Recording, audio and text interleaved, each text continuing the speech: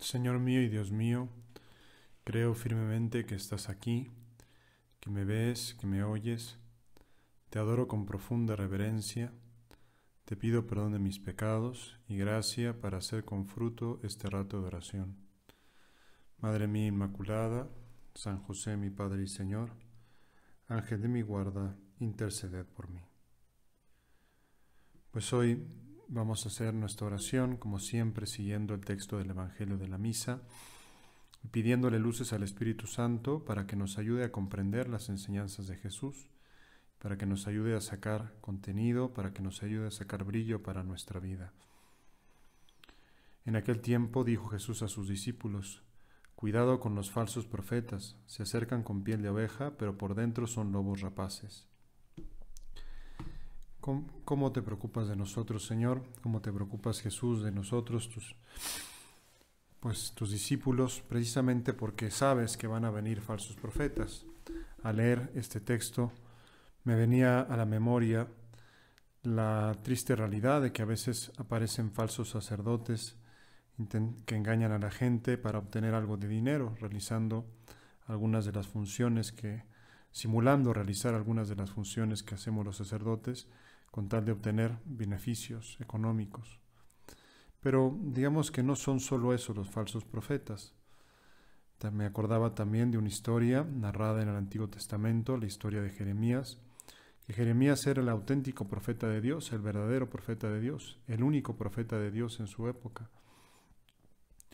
Y sin embargo había multitud de falsos profetas, y al pueblo de Israel no le creía a Jeremías, sino le creía a los falsos profetas. Los profetas que les anunciaban puras bonanzas, los profetas que endulzaban sus oídos, los profetas que le decían al pueblo lo que quería escuchar, y no lo que Dios realmente les decía. Y en cambio no le hacía ningún caso a Jeremías, al que llamaban profeta del terror, porque Jeremías les decía cosas que no les gustaban, les anunciaba la conversión, que se convirtieran, que cambiaran, que rectificaran, que ordenaran su vida hacia Dios, que se arrepintieran de sus pecados. Y además Jeremías les decía: si no hacéis esto, Dios enviará sobre vosotros un gran castigo. Y entonces, digamos que el pueblo de Israel pues tenía que elegir entre un profeta que les anunciaba desventuras, conversión, un camino difícil, arduo, tortuoso, y elegir entre profetas que les decían puras bondades, puras bonanzas, puras cositas bonitas, que les endulzaban los oídos. Y claro, el pueblo se dejó de seducir por los muchos profetas falsos y no le hizo ningún caso a Jeremías, y al contrario le apodaron el profeta del terror. Pero ¿qué pasó? Que el verdadero profeta era Jeremías, y que tarde o temprano pues llegó el castigo de Dios, precisamente porque no se convirtieron. Pues pensaba en esta enseñanza Jesús, cómo a veces nosotros nos gusta escuchar lo que nos agrada, ¿no? Y nos cuesta trabajo escuchar las cosas que nos son duras, que nos suponen un esfuerzo, que nos suponen un cambio, que nos suponen una conversión. Danos la sabiduría para darnos cuenta de cuál es tu voz y cuál no la es. Danos tu sabiduría, te lo pedimos a ti, también se lo pedimos al Espíritu Santo, para saber discernir la voz de Dios de la voz de los que simulan ser Dios, de la voz de los falsos dioses, la voz de los falsos ídolos, de los ídolos del dinero, de los ídolos del poder, de los ídolos de la comodidad, de los ídolos de la sensualidad, de los ídolos, en fin, que nos inventamos los hombres para entretenernos un rato, para satisfacernos el momento, pero que no nos permiten mirar más allá. Ayúdanos a discernir la voz de Dios, la voz de los verdaderos profetas. Sabemos que el profeta es el que habla en el nombre de Dios. El profeta es aquel que nos dice lo que Dios nos debería decir, lo que Dios quisiera decirnos. Y de hecho, todos nosotros, por nuestro bautismo, estamos habilitados para desarrollar esa misión profética. La misión profética de hablar en nombre de Dios. Pero claro, ese hablar en nombre de Dios no es decir nuestra opinión a secas, sino es decir, ¿qué le diría Dios a este amigo mío? Pues que tú y yo nos planteemos: Señor, yo también puedo ser un profeta auténtico. No porque adivine el futuro, porque no es la única función de los profetas. Los profetas no solo adivinaban el futuro, sino que los profetas advertían cuál era la voluntad de Dios, cuál era el camino de Dios. Y decían las cosas a veces duras, a veces un poquito cortantes, pero no con afán de hacer daño, con afán de herir, sino con afán de fomentar la conversión. Muchas veces te habrá sucedido quizá que a una persona le das un consejo y te lo agradece. A alguna persona, pues a veces cosas como muy sencillitas, ¿no? Oye, súbete el cierre que lo tienes debajo, ¿no? Y te lo agradecen, oye, gracias porque no me había dado cuenta, ¿no? A veces cosas más serias, oye, creo que te estás pasando con tu relación con tu mamá, le contestas muy cortante, muy feo, ¿no? O a veces cosas un poquito más íntimas, oye, creo que deberías respetar un poco más a tu novia, deberías respetar un poco más a tu enamorada, deberías ser un poco más responsable en la universidad. Pues son cosas que a veces tenemos que decir, ¿no? Que a veces no son del todo agradables, pero que nos demos cuenta que cuando lo hacemos estamos ejerciendo nuestro oficio profético. Estamos diciéndole a esa persona lo que Dios le debería decir, no le estamos endulzando los oídos. ¿Y cuándo nos convertimos en falsos profetas? Pues fundamentalmente cuando alguien hace algo malo, ¿verdad? Y nosotros se lo alabamos, lo cantamos, ¿no? Alguien se emborracha y nosotros, bien, qué hombre eres, qué macho eres, te emborrachaste, tú sí la haces, tú sí la mueves, ¿no?